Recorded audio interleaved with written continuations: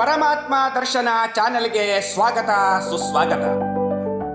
ಅತಿಯಾದ ಸುಖವೂ ಕೂಡ ವಿಷವಾಗುತ್ತದೆ ಅನ್ನುವುದಕ್ಕೆ ಮಹಾಭಾರತದಲ್ಲಿ ಒಂದು ಅಭೂತಪೂರ್ವವಾದ ಕಥೆ ಇದೆ.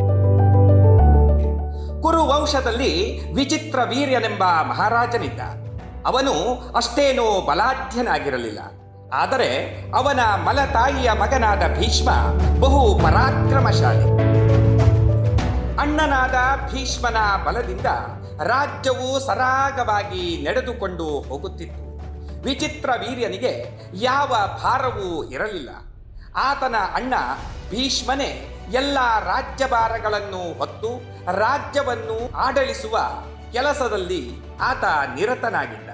ಈ ಕಾರಣದಿಂದ ವಿಚಿತ್ರ ವೀರ್ಯನು ಭೋಗ ಲಾಲಸೆಗಳಲ್ಲಿಯೇ ತನ್ನ ಕಾಲವನ್ನು ಕಳೆಯುತ್ತಿದ್ದ. ಹೀಗಿರಲು ಕಾಶಿ ರಾಜ್ಯದ ರಾಜಕುಮಾರಿಯರಿಗೆ ಸ್ವಯಂವರವು ಏರ್ಪಟ್ಟಿತ್ತು.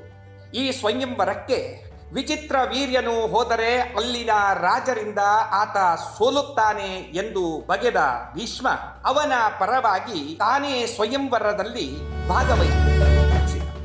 ಅಲ್ಲಿರುವ ರಾಜಕುಮಾರಿಯರಾದ ಅಂಬಿಕೆ, ಅಂಬಾಲಿಕೆಯರನ್ನು ಗೆದ್ದು ತಂದು ತನ್ನ ತಮ್ಮಂದರಿಗೆ ಮದುವೆ ಮಾಡಿಸಿದ. ಭೀಷ್ಮನು ಆಜನ್ಮ ಬ್ರಹ್ಮಚಾರಿಯಾಗಿರುತ್ತೇನೆಂದು ಪ್ರತಿಜ್ಞೆ ಮಾಡಿದ್ದರಿಂದ ಆ ರಾಜಕುಮಾರಿಯರನ್ನು ಆತ ಮದುವೆಯಾಗಿದ್ದ. ಆತ ಚಿತ್ರವೀರ್ಯನಿಗೆ ಅಂಬಾಲಿಕೆಯನ್ನು ಮತ್ತು ಚಿತ್ರವೀರ್ಯನ ಸಹೋದರನಾದ ಚಿತ್ರರಥನಿಗೆ ಅಂಬಿಕೆಯನ್ನು ಮದುವೆ ಮಾಡಿಸಿದ. ಅಂಬೆಯನ್ನು ಸ್ವತಂತ್ರಗೊಳಿಸಿ ಬಿಟ್ಟ. ಚಿತ್ರವೀರ್ಯನಿಗೆ ಅನಾಯಾಸವಾಗಿ ಸುರಸುಂದರಿಯಾದ ಅಂಬಾಲಿಕೆಯು ದೊರೆತಳು. ತನ್ನ ಪತ್ನಿಯ ರೂಪಕ್ಕೆ ಮನಸೋತ ಚಿತ್ರವೀರ್ಯ ಪತ್ನಿಯಲ್ಲಿ ಅತಿಯಾಗಿ ರಮಿಸಲಾರಂಭಿಸಿದ. ತನ್ನ ಎಲ್ಲ ಕೆಲಸಗಳನ್ನು ಬಿಟ್ಟು ಸಂಪೂರ್ಣ ಕಾಲವನ್ನು ಪತ್ನಿಯ ಜೊತೆ ರತಿಯಾಡುವುದರಲ್ಲಿಯೇ ಕಳೆಯಲಾರಂಭಿಸಿದ. ಅವನಿಗೆ ಅವಳನ್ನು ಎಷ್ಟು ಕೂಡಿದರೂ ಸಮಾಧಾನವೆನಿಸಲಿಲ್ಲ. ಅತಿಯಾದ ರತಿಯಿಂದ ಅವನ ಆರೋಗ್ಯವು ಹದಗೆಡಲಾರಂಭಿಸಿತು. ಆದರೂ ಆತನಿಗೆ ತನ್ನ ಕಾಮದ ಮೇಲೆ ನಿಯಂತ್ರಣವಿರಲಿಲ್ಲ. ಮತ್ತೆ ಮತ್ತೆ ಪತ್ನಿಯನ್ನು ಸಂಭೋಗಿಸುತ್ತಲೇ ಇದ್ದ. ಇದರಿಂದ ಅವನಿಗೆ ಕ್ಷಯ ರೋಗವು ಬಂದಿತು. ಈ ರೋಗದ ಉಪಶಮನಕ್ಕೆ ಹಲವಾರು ಚಿಕಿತ್ಸೆ, ಔಷಧಿ, ಹೋಮ, ಪೂಜೆ, ದಾನಗಳನ್ನು ಮಾಡಲಾಯಿತು. ಆದರೆ ರೋಗವು ವಾಸಿಯಾಗಲಿಲ್ಲ. ವಿಚಿತ್ರ ವೀರ್ಯನು ಕ್ಷಯದಿಂದ ಅಸುನೀಗಿದ. ಸುಖವು ಅತಿಯಾದರೆ ಅದುವೇ ಮಹಾ ವಿಷವಾಗುತ್ತದೆ ಎಂಬುದಕ್ಕೆ ವಿಚಿತ್ರ ವೀರ್ಯನ ಈ ಕಥೆಯೇ ಸಾಕ್ಷಿಯಾಗಿದೆ.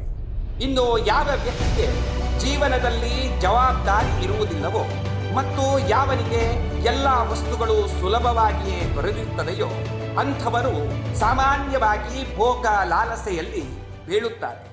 ಅವರಿಗೆ ಯಾವ ವಸ್ತುವನ್ನು ಹೇಗೆ ಬಳಸಬೇಕೆಂಬ ಸಾಮಾನ್ಯ ಜ್ಞಾನವೂ ಕೂಡ ಇರುವುದಿಲ್ಲ. ಅವರು ತಮ್ಮ ಜೀವನವನ್ನು ತಮ್ಮ ಕೈಯಿಂದಲೇ ಹಾಳು ಮಾಡಿಕೊಳ್ಳುತ್ತಾರೆ ಎಂಬುದಕ್ಕೆ ಚಿತ್ರವೀರ್ಯನ ಈ ಕಥೆಯೇ ಸಾಕ್ಷಿಯಾಗಿದೆ. ಆದ್ದರಿಂದ ತಂದೆ ತಾಯಿಯರು ಮಕ್ಕಳಿಗೆ ಜವಾಬ್ದಾರಿಯನ್ನ ನೀಡಿ ಜೀವನದ ಕಷ್ಟ ನಷ್ಟಗಳು ಅವರಿಗೆ ಅರ್ಥವಾಗುವಂತೆ ಪ್ರಯತ್ನಿಸಬೇಕು. ಚಿತ್ರವೀರ್ಯನ ಕಥೆಯಿಂದ ನಾವು ಅತಿಯಾದ ಕಾಮುಕರಾದರೆ, ಅತಿಯಾದ ಭೋಗ ಲಾಲಸೆಯಲ್ಲಿ ಬಿದ್ದರೆ ಹೇಗೆ ಜೀವನ ವ್ಯರ್ಥವಾಗಿ ಹಾಳಾಗಿ ಹೋಗುತ್ತದೆ ಎಂಬುದನ್ನು ನಾವು ಅರಿತುಕೊಳ್ಳಬಹುದು. ಮುಂದಿನ ರೋಚಕ ಕಥೆಯೊಂದಿಗೆ ಮತ್ತೊಮ್ಮೆ ನಿಮ್ಮ ಮುಂದೆ ನಾವು ಬರುತ್ತೇವೆ. ಧನ್ಯವಾದ.